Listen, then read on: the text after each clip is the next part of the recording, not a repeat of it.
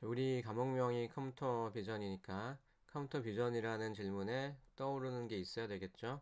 자, 컴퓨터 비전은 영상 처리, 패턴 인식 이 두 분야를 합쳐놓은 것입니다. 자, 패턴 인식을 하는데 주로 영상 데이터를 사용하기 때문이고요. 자, 패턴 인식은 또 요즘 유행하는 말로 바꾸면 그 머신러닝입니다. 자, 한편 그 컴퓨터 비전은 다양한 학문 분야에 뿌리를 두고 있어서요. 그 범위가 굉장히 넓습니다.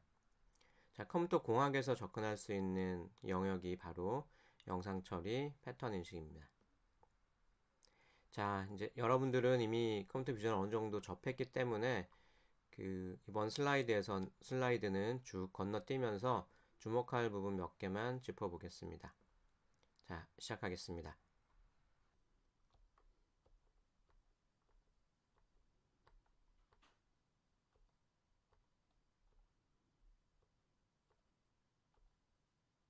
조금 전에 얘기했던 학문 분야의 뿌리가 다양하다라고 했는데 컴퓨터 사이언스, 매스매틱스, 엔지니어링, 피직스, 바이올로지, 사이칼러지 굉장히 다양합니다. 자, 여기서 컴퓨터 과학이랑 수학이 들어가는 것은 뭐 충분히 수긍이 가능할 것 같고요. 뭐 엔지니어링도 충분히 가능합니다. 물리가 들어가는 게 약간 이상할 텐데요. 이 컴퓨터 비전과 관련 있는 게그 카메라, 렌즈 뭐 이런 것과 관련이 있겠죠. 그래서 이 광학 시스템이라는 게 컴퓨터 비전과 관련이 있습니다. 거기에 옵틱스라는 그 과목이 있고요. 이거의 뿌리는 물리학입니다. 자, 그리고 그 생물학이 또 연결되어 있는데요.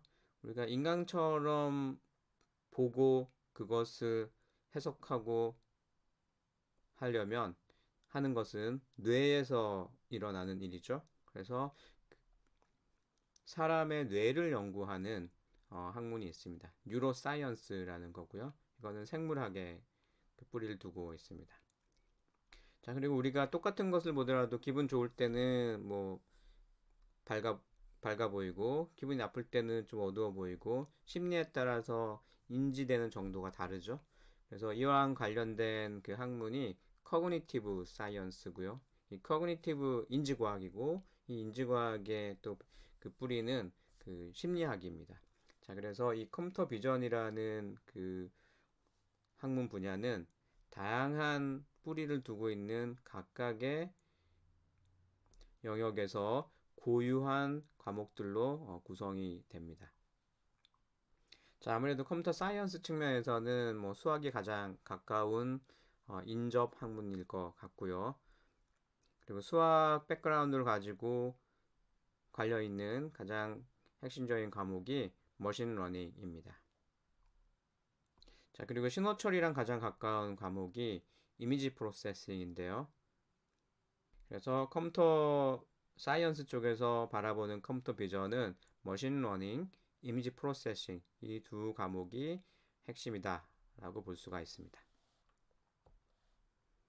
자, 그리고 비주얼 데이터가 지금 막 넘쳐나고 있습니다. 여기 보면은 매일 100만, 1000만억, 3억 5천만 장의 영상이 페이스북에 업로드되고 있다고 합니다. 그리고 날짜를 보면은 2013년이에요. 무려 7년 전에 이 정도였는데요. 지금은 뭐 말할 나위도 없죠. 그리고 유튜브에는 동영상이 엄청나게 쌓이고 있고요. 자, 앞으로 이러한 영상, 동영상을 활용하는 서비스나 어떤 제품들이 많이 쏟아져 나올 거라고 보고요. 자, 그 말은 뭐냐면 이 컴퓨터 비전 분야가 비전이 좋다라는 말이겠죠. 전망이 좋겠다. 자, 그래서 여러분들 가능하면 대학원까지 진학을 해서 이쪽을 공부를 해도 정말 좋을 것 같습니다.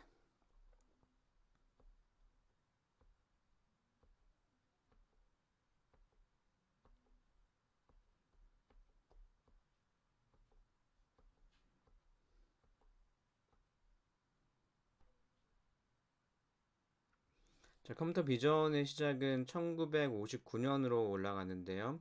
휴벨이랑 위젤이라는 분이 그 좀 잔인하지만 고양이 머리 뒤쪽을 열고 전선을 연결을 했습니다. 그리고 시각 자극을 다양하게 주면서 어떤 시각 자극에 이 고양이 뇌, 이 부분을 시각 피질이라고 하는데요. 시각 피질이 반응을 보이는지 측정을 했습니다. 자, 이것이 그 컴퓨터 비전의 시작이고요. 이 연구에서 얻은 그 핵심은 그 자극의 종류에 따라서 반응하는 부위가 좀 다르다는 것이었고요. 단순한 셀로 구분된 단순한 기능을 담당하는 그 뉴런들 모임이 있었고요. 좀 더 복잡한 기능을 담당하는 복잡한 자극에 반응하는 그 뉴런들 모임이 있었습니다. 더 복잡한 그 자극에 반응하는 이런 모임도 있었고요. 그래서 뭔가 단계적으로 더 복잡한 것을 처리하도록 그렇게 구성되어 있었다라는 점을 그 연구에서 밝혀주고 있습니다. 자, 이거는 그 당시의 실험 환경을 영상으로 남겨놨는데요. 예, 방문해서 보는 것도 재밌을 것 같습니다.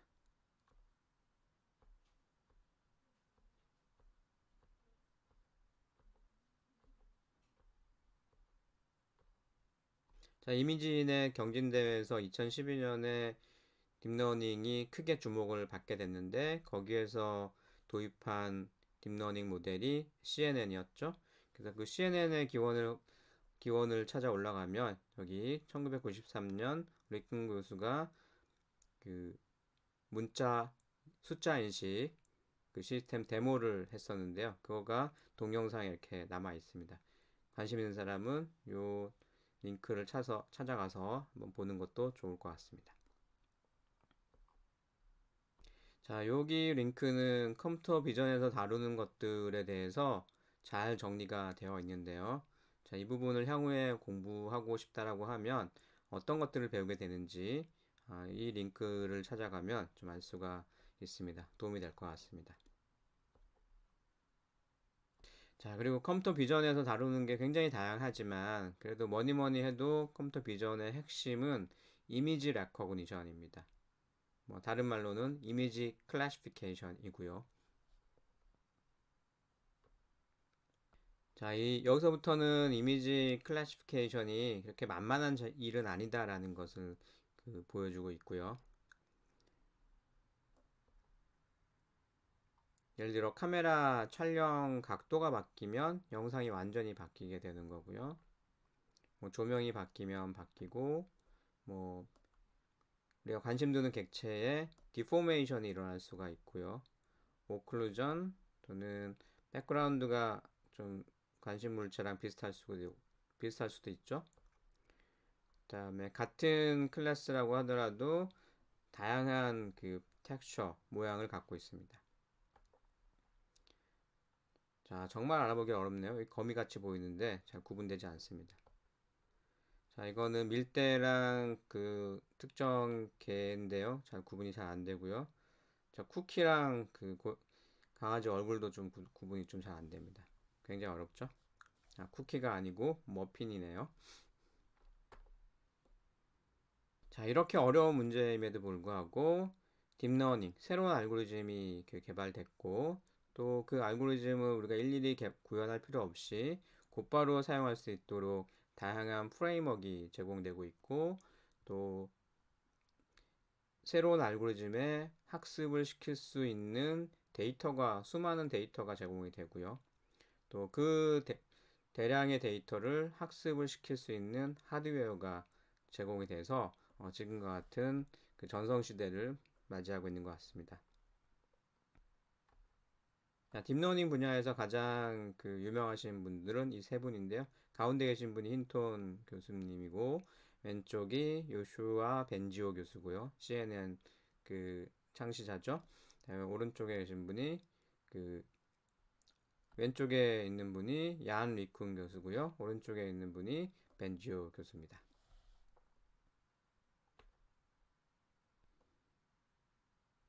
자, 비주얼 레코그니션에서는 레코그니션 디텍션 뭐 이런 거 말고도 이렇게 어떤 동영상에 대해서 동작을 웨이빙이라고 이렇게 구분하는 것도 비주얼 레코그니션에 다루는 큰 주제 중에 하나입니다.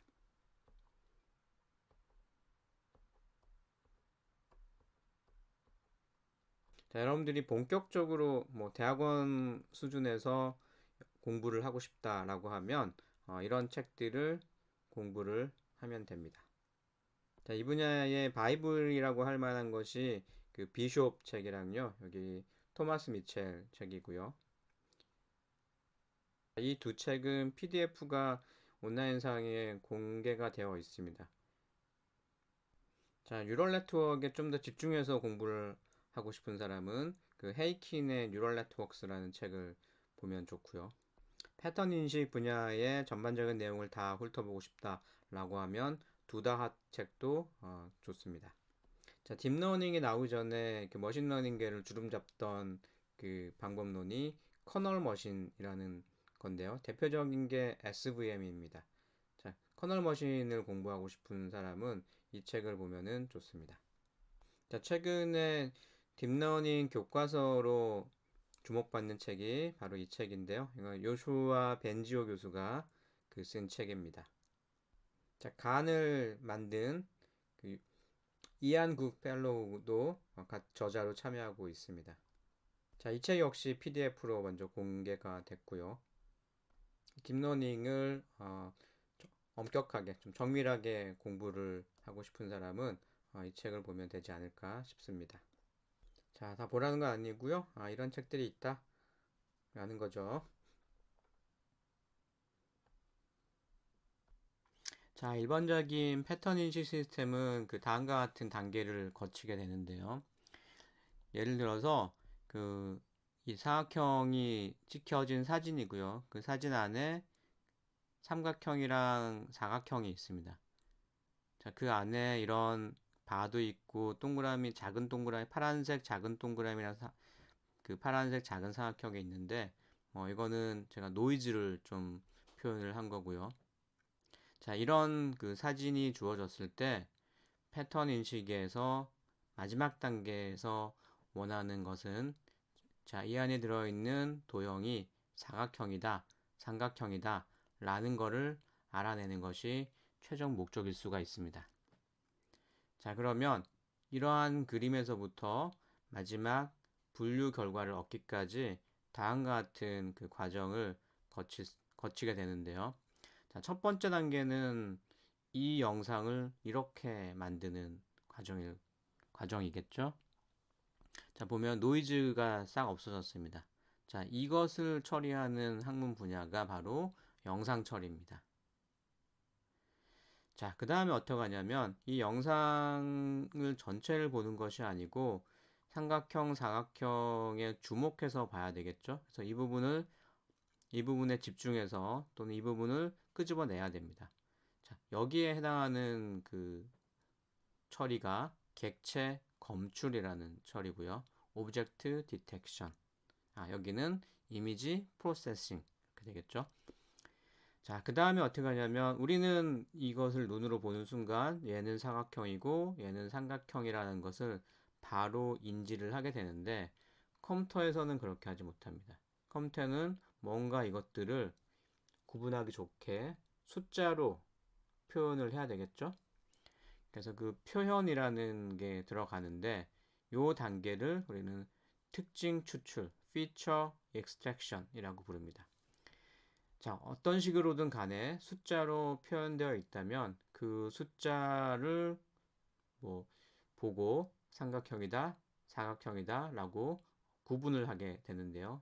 이 단계를 우리는 classification이라고 얘기를 합니다. 방금 설명했던 요 네 단계를 각각 영어로 적어보면은 이미지 프로세싱이라는 이미지 프로세싱, 오브젝트 디텍션, 피처 익스트랙션 또는 피처 리프레젠테이션, 마지막 단계는 클래시피케이션 이렇게 됩니다. 우리 CNN 설명할 때 그 나왔었는데요. 컨볼루션 레이어는 이쪽을 좀 담당을 많이 한 거고요. 마지막에 소프트맥스랑 그 앞쪽에 풀리 커넥티드 레이어가 몇 개 있는데 거기서는 클래시피케이션을 주로 담당을 합니다. 예전에는 요 특징 추출이랑 분류 단계가 완전히 별개의 알고리즘으로 구성되어 있었고 이쪽 연구 따로 이쪽 연구 따로 이쪽 알고리즘 따로, 이쪽 알고리즘 따로였는데 이 딥러닝에 나오고부터는 그 하나의 그 알고리즘이 이 두 개를 모두 처리하게 된 거죠. 예, 그래서 그 딥러닝이 더 주목받고 있습니다. 자, 아무리 딥러닝이 뛰어나다고 하더라도 앞단에서 이 이미지 프로세싱을 잘해서 입력 영상을 깔끔하게 만들어 준다면 이쪽 뒤쪽 일이 훨씬 수월해지겠죠. 그래서 여전히 이 이미지 프로세싱 하는 단계는 굉장히 중요하다고 볼 수가 있습니다.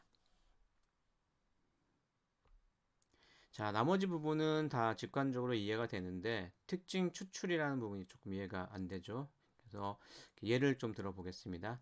사각형, 삼각형은 실선으로 이렇게 원래 표현이 되는데 컴퓨터에서 다음과 같이 점으로 몇 개의 점으로 표현된다고 생각을 해봅시다.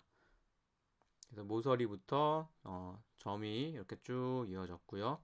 삼각형은 이렇게 되어 있습니다. 자, 이때 이런 그 테이블을 하나 준비를 했는데요. 테이블이 1, 2, 3, 804, 765 좀 특이하게 되어 있죠. 자, 이 테이블을 이용하면 이 그림을 점으로 표현되어 있는 그림을 숫자로 바꿀 수가 있습니다. 자, 이 테이블을 이용해서 이 점으로 표현된 사각형을 숫자열로 바꾼 게 바로 이건데요. 자, 어떻게 바꿨냐면 이 점을 기준이라고 생각합시다. 자, 이 점을 기준으로 했을 때 시계 방향으로 이렇게 그 점을 쫓아가면서 숫자를 부여를 하는 겁니다. 자, 두 번째 점 같은 경우에 이 점의 오른쪽에 있죠? 자, 그럼 이 표에서 자, 현재 위치가 여기 0이라고 하겠습니다. 자, 오른쪽은 4입니다. 그래서 4라고 이렇게 뽑아냈고요. 자, 이 점의 또 오른쪽에 점이 있습니다. 그럼 또 4죠. 4가 오고요. 그 다음에 아래쪽에 있습니다. 아래쪽에 있으니까 6. 또 아래쪽에 있으니까 6. 다음에 왼쪽에 있죠? 그럼 8. 또 왼쪽에 있습니다. 8. 그 다음에 위쪽에 있으니까 2. 또 위쪽이니까 2. 자, 이런 식으로 44668822라는 숫자열을 끄집어낼 수가 있습니다. 자, 그럼 이런 식이라면 그 삼각형도 마찬가지로 이런 숫자를 뽑아낼 수가 있겠죠? 예를 들어 기준을 여기라고 하면요. 자, 뭐가 나오겠어요? 그 다음 거는 오른쪽 하단이죠? 네, 오른쪽 하단에 5가 있습니다. 5, 5, 8, 8, 3, 3 이렇게 됩니다. 자, 아주 간단한 트릭을 써가지고 이미지를 숫자로 바꿀 수가 있었습니다. 자, 이런 거를 우리가 피처 익스트랙션이라고 하고요. 이런 트릭을 어떤 식으로 할까라는 게 굉장히 오랫동안 그 연구되어져 왔었습니다. 자, 방금 그 사용한 트릭은 그 실제로는 전혀 사용되지 않는 거고요. 제가 여러분들한테 피처 익스트랙션이라는 게 뭔지를 좀 설명하기 위해서 임의로 만들어낸 거예요. 절대로 안 쓰이는 겁니다. 고민할 필요가 없습니다. 자, 당장 이거는 시작을 어느 걸로 할 거냐에 따라서 이 숫자 열이 완전히 바뀌어 버리죠. 예, 전혀 쓰일 수가 없는 그 기법입니다. 자, 그 다음 단계는 그 분류 단계가 되는데요. 자, 분류 단계에서는 이렇게 뽑아낸 그 수치를 비교를 해서 데이터베이스에 들어있는 것들 중에서 가장 가까운 녀석을 찾아서 그 녀석이 사각형인지 삼각형인지 따져보면 그 새로 들어온 이 숫자 열이 뭔지를 구분할 수가 있겠죠. 자, 그렇게 구분하는 것을 그러니까 Nearest Neighbor Classifier라고 배운 적이 있습니다. 뭐 식으로는 이렇게 쓰죠. 데이터베이스에 들어있는 그 어떤 숫자 열이고요. 저기 x 물음표는 뭐 새롭게 들어온 그 숫자 열일 때 이들 간의 거리를 계산하고 이 거리를 최소화를 시키는 그때의 i를 찾고 그 i의 그 레이블을 확인해 보면은 이 x 물음표의 물음표는 yi 레이블이랑 같다. 이렇게 분류를 하는 것입니다. 자, 또 다른 측면으로 특징 추출이라는 게 있는데요. 자, 이렇게 뽑아진 수치를 그대로 비교를 하는 것이 아니고 뭔가 변형을 시킵니다. 자, 변형을 시키는 가장 쉬운 방법은 이게 하나의 벡터이기 때문에 앞에다가 행렬을 곱하는 겁니다. 자, 그래서 그 거리를 계산할 때 그냥 x끼리 그 빼주는 게 아니고요. ax랑 x를 a로 변환을 시킨 그러면 새로운 그 벡터가 나오게 되는데요. 그 새롭게 만들어진 벡터랑 새롭게 만들어진 벡터끼리 이렇게 비교를 하면 이 벡터 이 행렬이 뭐냐에 따라 가지고 훨씬 더 그 잘 분류를 할 수 있게 됩니다. 자, 이때 그 사용됐던 굉장히 중요한 그 알고리즘이 Principal Component Analysis였습니다. 초창기에 그 Feature Extraction이라고 하면은 이 행렬을 좋은 행렬을 찾는 게 주 목적이었는데요. 이 PCA가 그 거의 시초고 그 다음에 LDA, ICA 뭐 등등등 굉장히 많은 그 특징 추출 방법론들이 연구되어 왔습니다.